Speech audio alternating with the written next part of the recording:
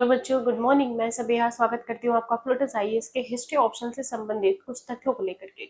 आज history optional में हम लोग जो टॉपिक देखेंगे वो देखेंगे अशोक के धम्म, यानी अशोक की जो धम्म नीति थी, क्या वो रियल थी या मानवीय भावना थी, या उसने धर्म के प्रभाव में आके शामिल किया अपने आप को, या एक सुदृढ़ राजतंत्र था। क्या था अशोक का धम्म, और अगर सवाल उठ रहे हैं तो क्यों, ये भी जानेंगे हम लोग। तो आइए स्टार्ट करते हैं। आज का जो टॉपिक है अशोक की धम्म नीति से रिलेटेड। धम्म नीति में हम लोग सबसे पहले देखेंगे कि अशोक ने क्या किया, बौद्ध धर्म को अपनाया है ना। दो तीन पॉइंट इसके होंगे। दूसरा माना जाता है कि ये एक राजनीतिक षड्यंत्र, या कह सकते हैं कि राजनीति को बेहतर करने के लिए अशोक ने बनाया था, यानी एक राजतंत्र, सुदृढ़ राजतंत्र था, सुदृढ़ राजतंत्र था। और तीसरा अगर हम लोग बात करें तो मानवीय भावना का जागृत होना, मानवीय भावना का जागृत होना।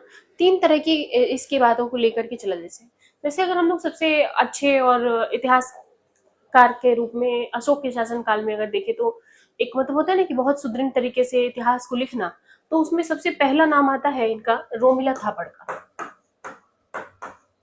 इतिहासकार रोमिला थापर लिखती हैं कि क्या अशोक ने वाकई बौद्ध धर्म को अपनाया था, ये सवाल है। ठीक है, तो क्या उसने धम्म नीति का पालन किया, क्योंकि वो लिखती हैं ऐसा कि अगर अशोक सच में बौद्ध के धम्म नीति का पालन कर रहा था तो उसने अपने सारनाथ स्तंभ लेख में क्यों लिखवाया कि मैंने अभी सिर्फ शस्त्र रखे हैं, हथियार नहीं छोड़, सॉरी, हमने सिर्फ शस्त्र रखा है, सेना अभी भी है हमारे पास।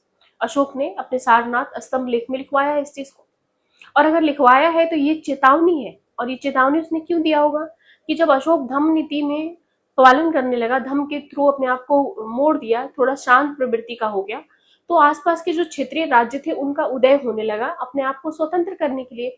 और जब वो स्वतंत्र होने लगे होंगे तो अशोक ने इस स्तंभ लेख को लिखवाया होगा, ये चेतावनी दिया होगा कि मैंने अभी शस्त्र रखे हैं, सेना अभी भी हमारे पास है ना। तो जैसे मान लो इंडियन आर्मी अभी आज के समय में अगर इस तथ्य को रिलेट किया जाए तो हमारे प्रधानमंत्री तो शस्त्र उठाते नहीं है कभी,